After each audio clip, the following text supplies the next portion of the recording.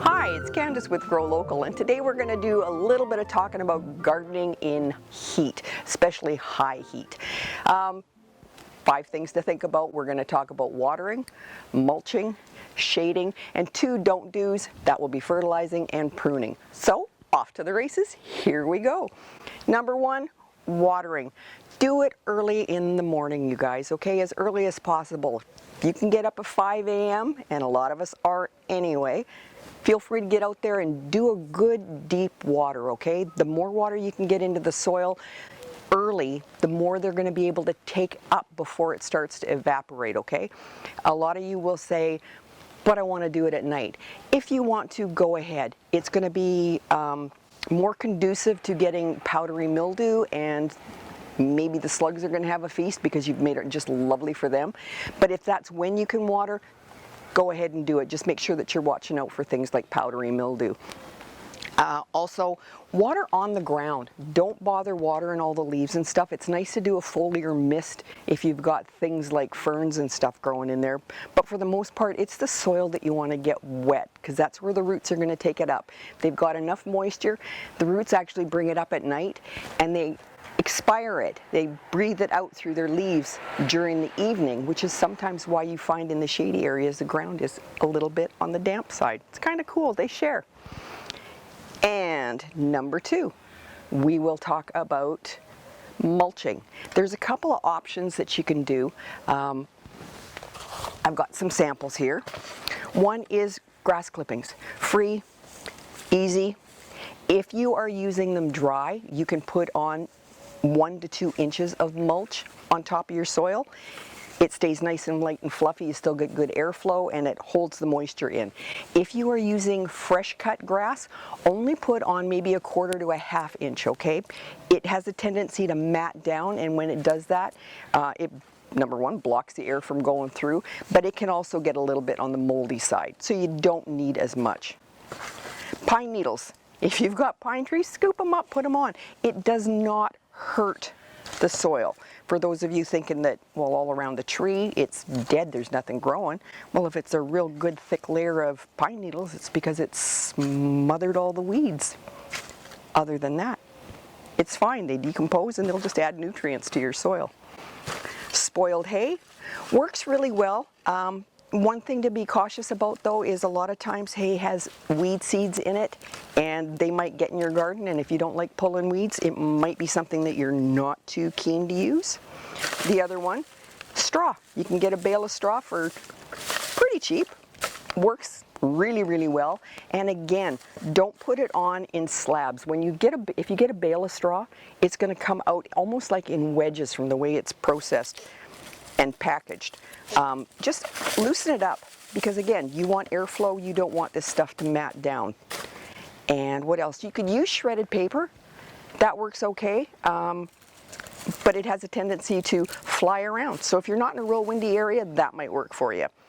In the fall, awesome possum, use your leaves. Just make sure that you run them through a shredder, whether you throw them on the ground and run over them with the lawnmower, put them in a garbage can and use your weed whacker on them.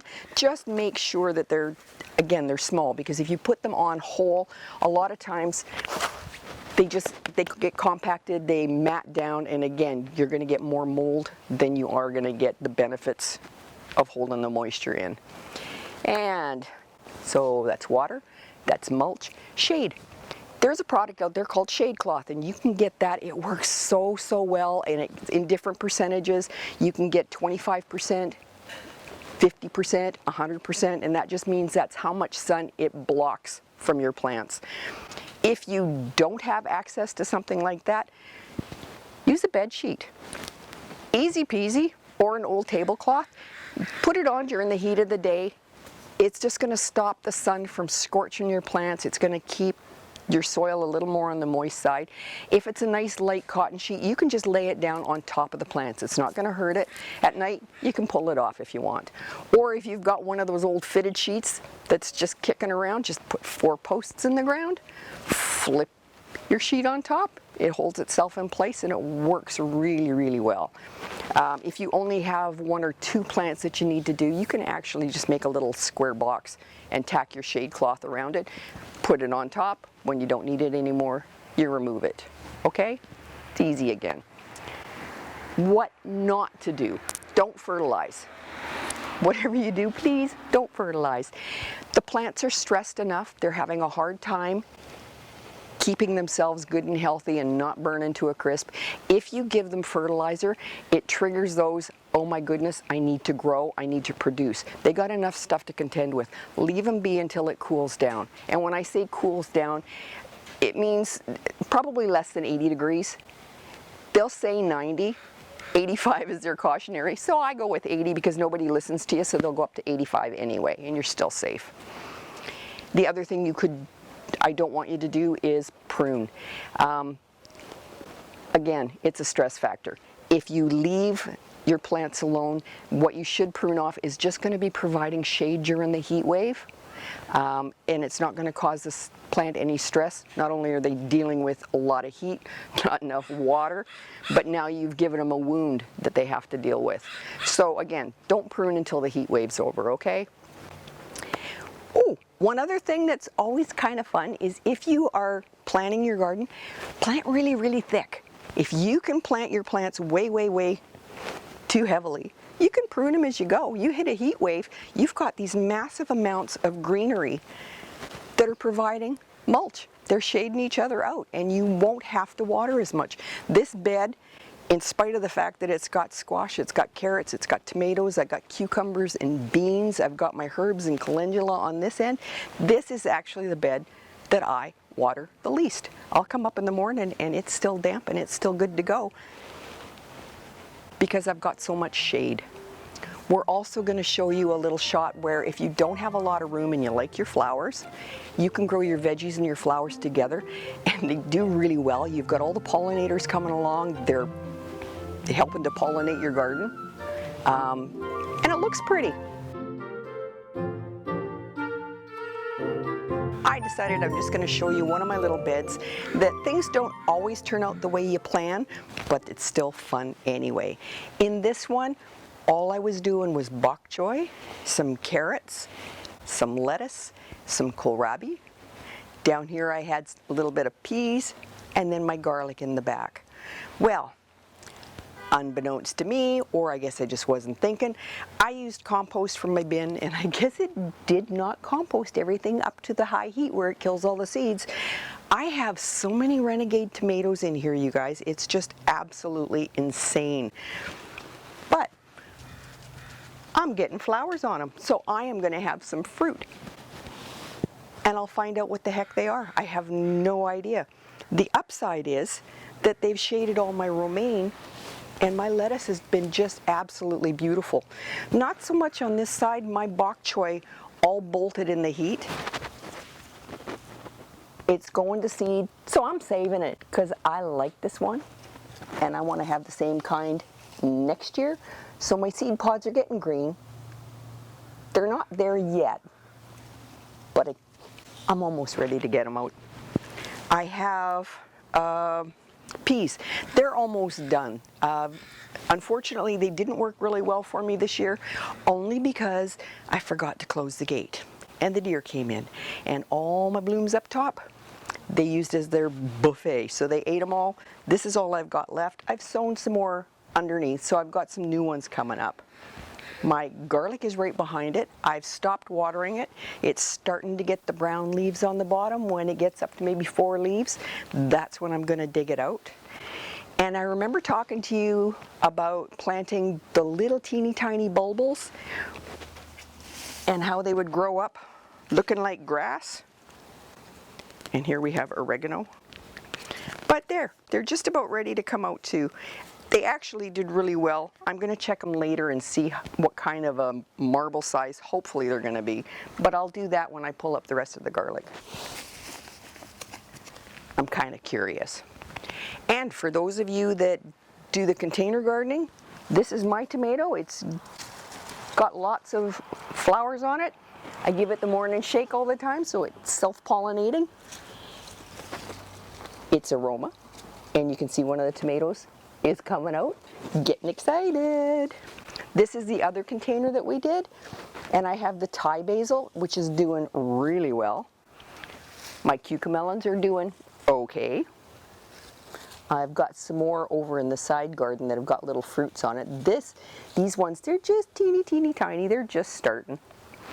And then I've got another pepper here, and I've got lots of flowers, and I've got pepper started. I've got stevia. And you know what, just for looks, I threw in a sedge. And when it gets too big for the pot, I'll transplant it out in the garden because I have a thing for sedges. I like them. They kind of look like they're dying. They kind of look fall colors. I just like them. But anyway, there's nothing saying I can't put stuff like that in with my veggies. So, like I said, here I've got some cabbages, my kohlrabi, my lettuce, renegade tomatoes, and I'm having fun. Oh, and there's a renegade snapdragon, not a sunflower, snapdragon up front too. So, I hope you have some happy accidents this year.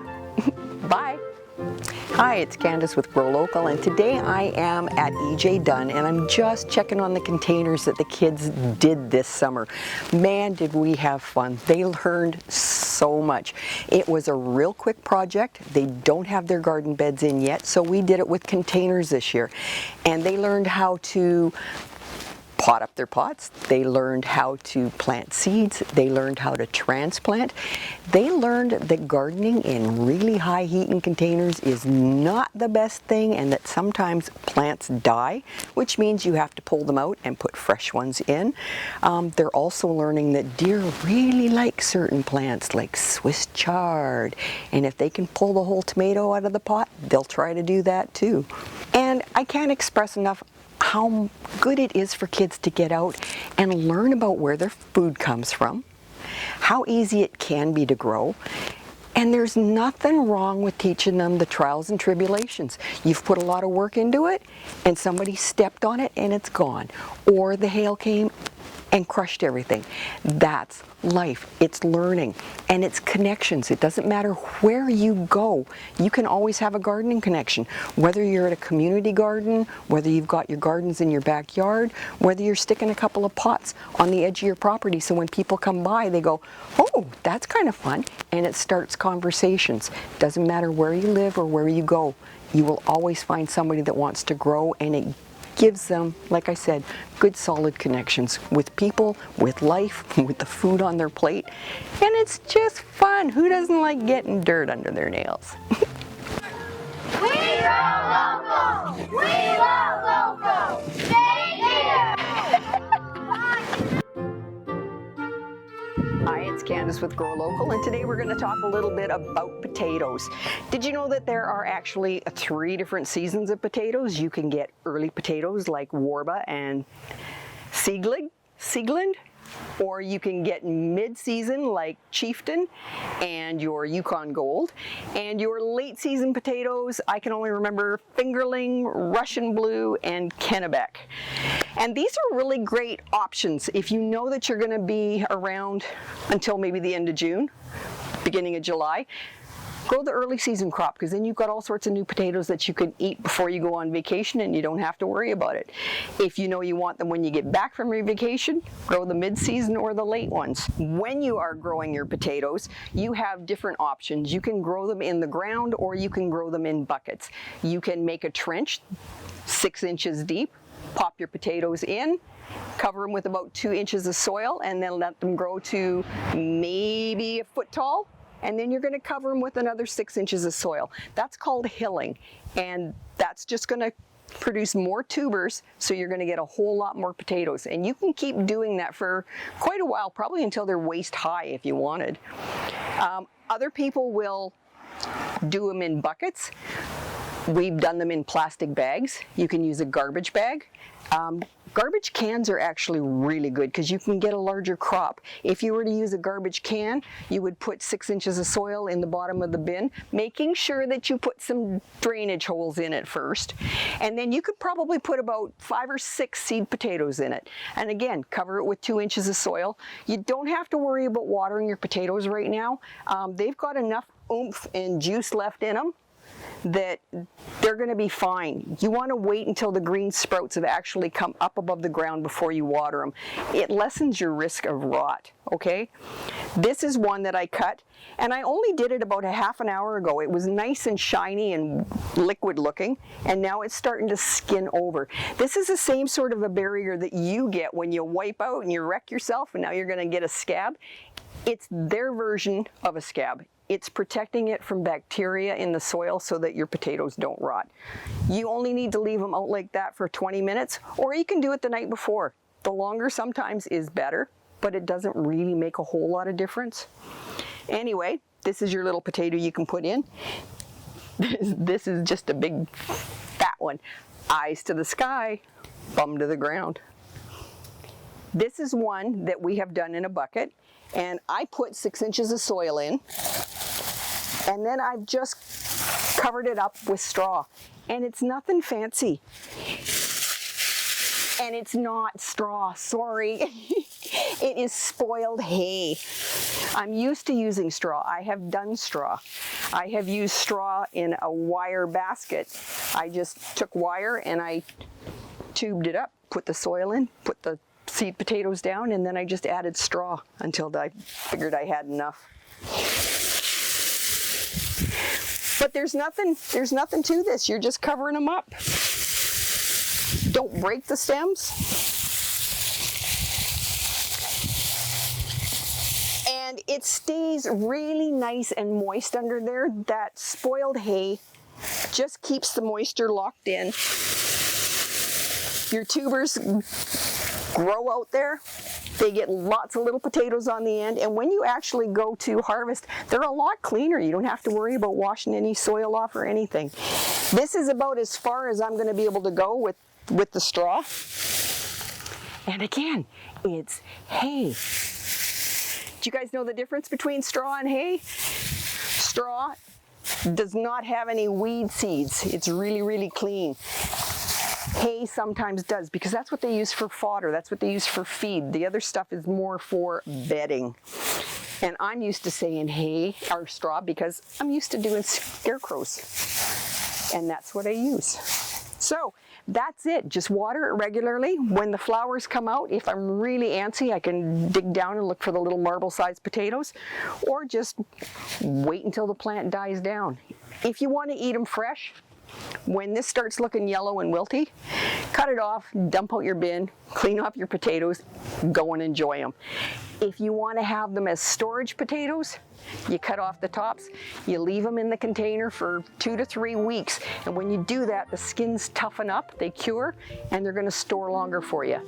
Keep them someplace dark, cool, and whatever you do, don't wash them before you put them away, or they're going to rot on you, okay? Thanks and bye.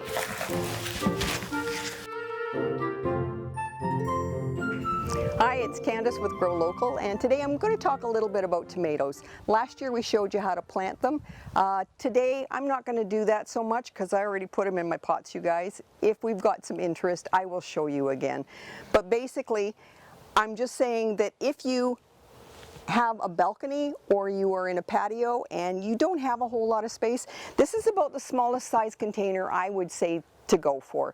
You can kind of get away with it because you're going to be paying more attention to it. You're going to keep track of the watering. It's not going to dry out. You can add extra plant food if it needs it. And you should be able to get a really good crop of tomatoes. This is a new one for me that I'm trying, and it is called Tidy Treats, and it's supposed to be for containers, so we'll see how well it does. It apparently grows like a determinate, which means it has a set height that it's going to get to, but it produces more like an indeterminate. That thing will keep on giving you tomatoes all season instead of stopping at a certain number. This is another one that I've done, and this is just a regular old tomato for me. It's my black crim, my favorite one. And in this one, I've got it in the bucket. I buried it really deep, you guys, because if you remember, there's little hairs on the stem of a tomato, and those little hairs, when they get put under the soil, will turn into new roots, which gives you a really stable plant, and you get a lot more root space and root area covered for that plant to take up more water and more nutrients. This one's going to need a stick because it is an indeterminate, and it can grow anywhere from 8 to 10 feet. It just keeps going before the as long as the season does, okay? If it gets too tall for you, for me it would be foolish if I had it in the ground here and it was way up there. It's just going to get too tall. So when you think it's as high as you want it to go, just cut off the leader, cut off the tip, and it won't grow any taller, but it will concentrate more fruit set for you, okay? And in this one I've got lots of radishes coming in the bottom, and I've got my nasturtium because it attracts bugs that like eating the bad bugs, and it also attracts the bugs that don't like eating tomatoes. So that should be a pretty good one. There is another style called a Florida weave that you can use, and if you're growing a whole lot of tomatoes in a bed, you would put a really good sturdy post at each end of your row of tomatoes and then put some sticks in between your tomato plants. Then you're just going to take twine and you're going to weave it between the sticks and the plants and tie it off. When your plants get a little bit taller, you're going to take it and you're going to weave it around those sticks with the plants in between again.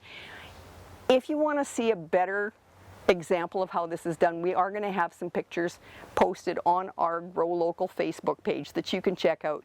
It's going to show you how to do the tripods, it's going to show you how to grow your tomatoes up a lattice, and there's a really cool one too where you can take a wire grid and you make it like a lid.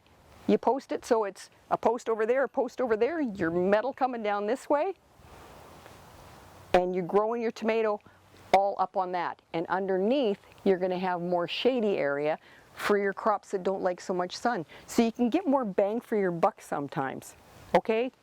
And that's probably all I really have to say about the tomatoes, other than keep them well watered, not dripping wet, but keep them well watered. When you ignore the watering and your soil dries out, your tomatoes, when they've fruited, turn around and go, excuse me, I need to protect myself, I need to keep that moisture in there, and your skins get tough. Next time you go to water, they're going to suck it all up and your skins are going to crack and you're going to split them. They're still going to be great for eating, but they're not going to be quite as attractive. And the other one, hey kids, remember we were talking about this? Tomatoes are self-fertilizing. We talked about it in class. You've got your little blossoms, so you can walk around and you can greet your tomato every morning. Just give it a little shake, just like that. And that's going to shake the pollen around and you're going to get more tomatoes. Just, good morning, love. And that's it. Thank you for watching. Bye.